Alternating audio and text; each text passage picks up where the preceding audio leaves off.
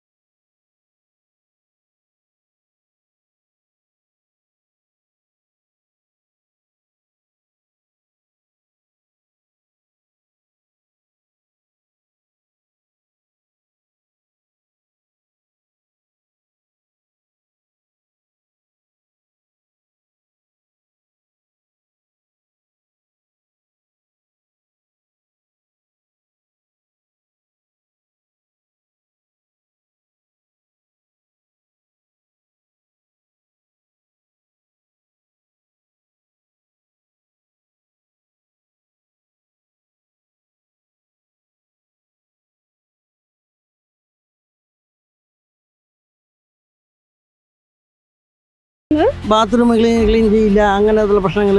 ഇപ്പോൾ ആൾക്കാർ പോകാൻ വേണ്ടി വന്ന് പെണ്ണുങ്ങൾ വരെ സാരി വരെ വിടുന്ന വെള്ളത്തിൽ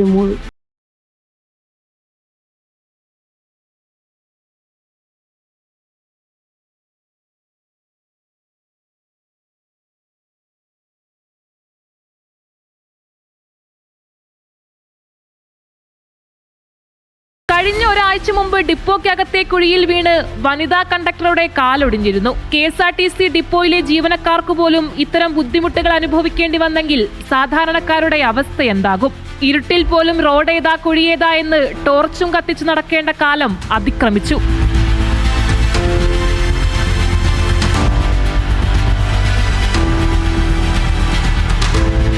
വീഡിയോ ജേർണലിസ്റ്റ് രോഹിൻ രാജിനൊപ്പം Archana Raveendran, big TV journalist, Thiruvananthapuram.